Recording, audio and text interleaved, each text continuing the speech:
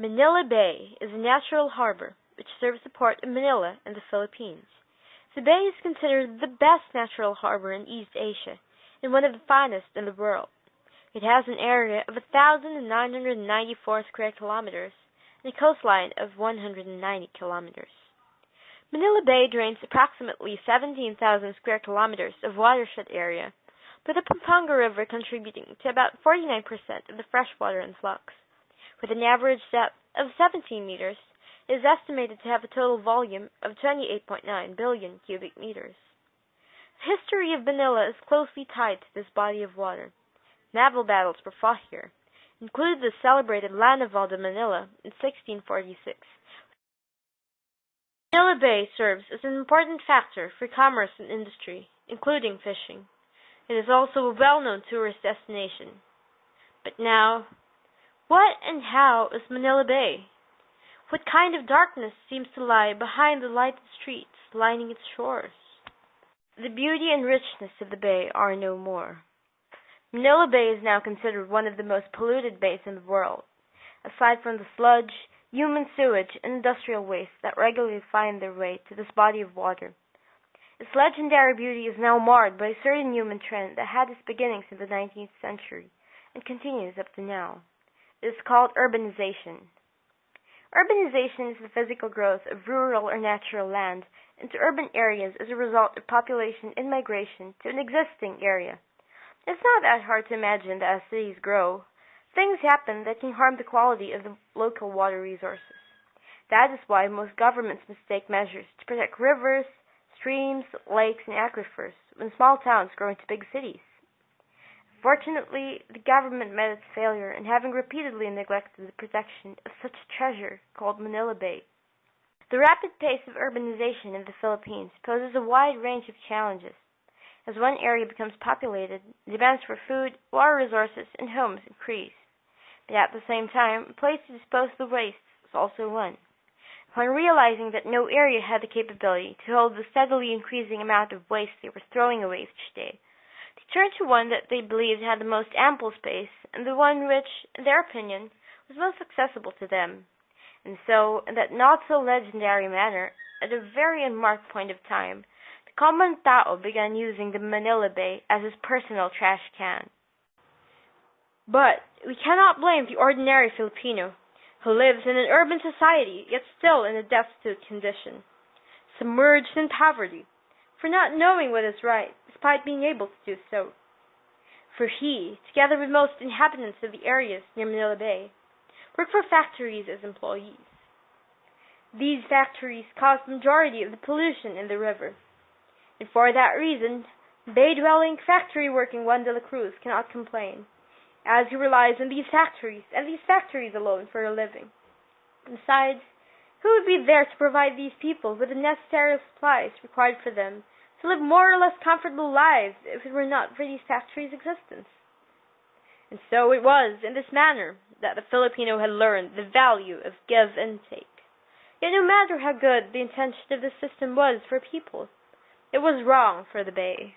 The pollution of Manila Bay has an estimated cost of around 4 billion pesos yearly, and there has been little progress in attempts to stop its degradation, according to Stephen Adrian Ross, an environmental expert. Ross said the problems could not be due to lack of resources. The regions linked to Manila Bay contribute to around 52% of the country's gross domestic product, based on 2005 data.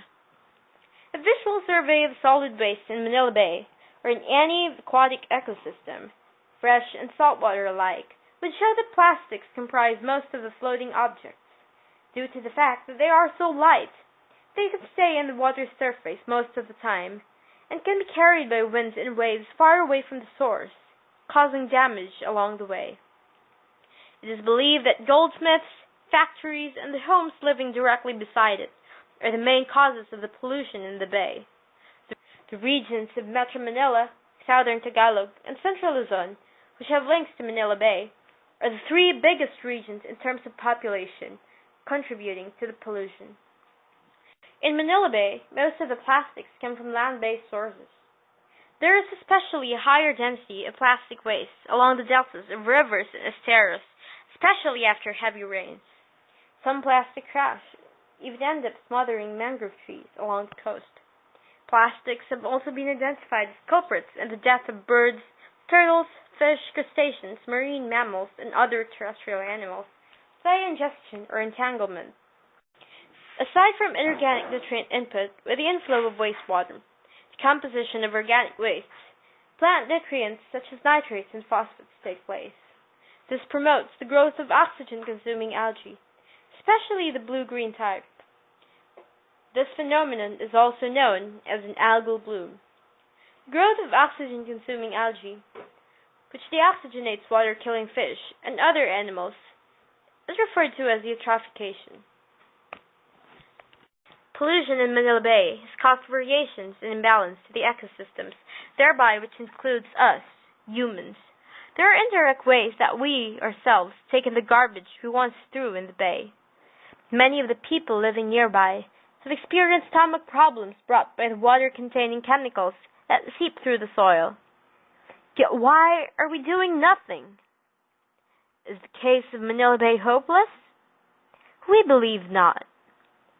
As a matter of fact, the case of Wandang Lagoon in Xiamen, China, shows what a political will and a modest amount of resources can do to reverse environmental degradation. In the late 1980s and early 1990s, Wandang Lagoon was a wretched area within Xiamen City. It was grossly polluted by sewage and industrial wastewaters, a virtual wasteland. After realizing the losses due to environmental degradation, the local officials of Xiamen turned things to what they should be. Ross said, Xiamen invested $37 million in sewage treatment plants, and since then it has seen a return of $9 for every dollar invested in the cleanup. At least 70 companies have invested in Wandang Lagoon area of Xiamen due to good environment. Indeed, it was a lot of money, but the results were tenfold more. In the span of less than 2 decades, Wandang Lagoon is now the social, cultural, and environmental showpiece of Xiamen, attracting national and international recognition as an environmental city. The same problem was faced by Pakistan regarding water pollution. At least 6 people, including 2 minors and 1 woman, have been reported killed by gastroenteritis, whilst more than 35 had been admitted to the hospital in the central districts of Pakistan's southern province of Sindh. The patients, mostly children, fell ill after drinking contaminated water from Hamal Lake in the central district of Shaddad Kot, some 400 kilometers north of the provincial capital, Karachi. The polluted water of the lake is reported to have caused the problem. The lake supplies some 15,000 people in the surrounding villages with water for drinking and domestic use. Now, various provisions and movements were made in order to bring back the lost treasure. Modernization, development, and urbanization are 3 processes that are essential in this generation. These processes are unstoppable, with corresponding irrevocable effects. But each of the processes leads to consequences which we should face and control. Humans are lucky enough to have the intellect profound compared to other species. But with great power comes great responsibility. And this responsibility is to protect our one and basic home, the earth, despite the offers of an urbanized lifestyle. Our goal is to convince you not to totally change your lifestyle, but to redefine urban living into something selfless. We are hoping that this documentation will not start and end together with the motions of a camera, but will inspire the youth to lead, to change future generations. We are not demanding for something vast, yet we demand for action.